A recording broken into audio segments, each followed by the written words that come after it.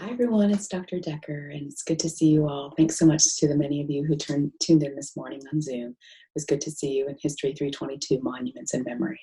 Just wanted to do a quick recap to kind of let you know, if you weren't able to join us, what we chatted about, and to sort of give you a forecast for next week. So I will share my screen here so you can kind of see what I'm seeing. And one of the things that we looked at today was we did a quick debrief of my courses, and we talked about the assignment that's due next week.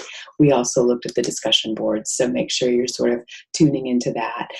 A good question was asked this morning as to whether or not you need to respond to one another's posts for the readings, and you don't. You just merely need to make your post. That's sufficient. I don't need you to go back and respond to other folks. If you wish to, that would be fantastic, but it's okay if you don't actually do that, or if you don't have time to do that. That's completely fine. You're only evaluated on the fact that you've done your discussion posts, and the parameters are listed here.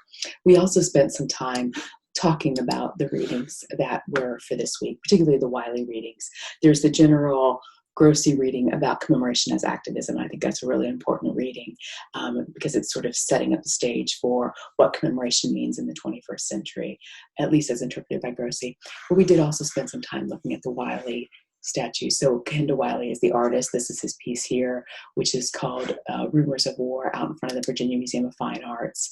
And there's some great pictures here on the museum's homepage that list some information about the sculpture. We also looked at the other readings and kind of glossed over them, the sense of what it means to actually situate a sculpture like this, a bronze that's in an equestrian format relative to not only the museum and the museum space where people often go looking for art and cultural artifacts and treasures, but also relative to its environment.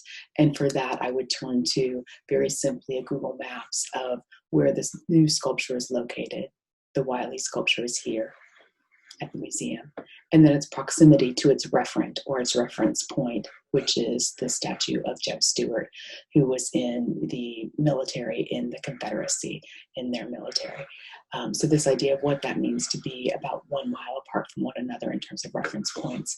We also looked at an overall view of Monument Avenue, so where the Jeb Stuart actually is situated, along with other sculptures, including Robert E. Lee, Jefferson Davis, and then of course there's a much more recent sculpture of Arthur Ashe on the same monument. And I explained a narrative of my recent visit there in 2016 and what I encountered at that site and Monument Avenue in general. Then we also mentioned the way in which sculpture has become contested in the 21st century, particularly vandalism.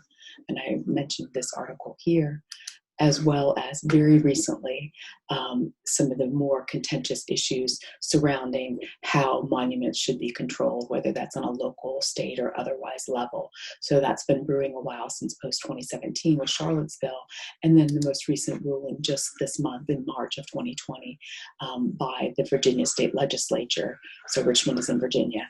The Virginia State Legislature, that localities, meaning local governments, can make the decision to actually remove Confederate statues if they so choose. And so I thought those were interesting readings for us to engage with, and we had some really good discussion about that. So thank you for those of you who participated in that. In terms of the next section, we did talk about the assignment that's due next week, which is your site visit or your state essay. So if you have questions about that, please post them to discussion board. And we also went through kind of a really brief overview of the rest of the semester together. If you have any questions, do reach out. It's really good to see those of you who were able to attend Zoom. Hopefully everyone is doing well, staying healthy, and I look forward to seeing you next week. Thank you so much. Take care. Bye.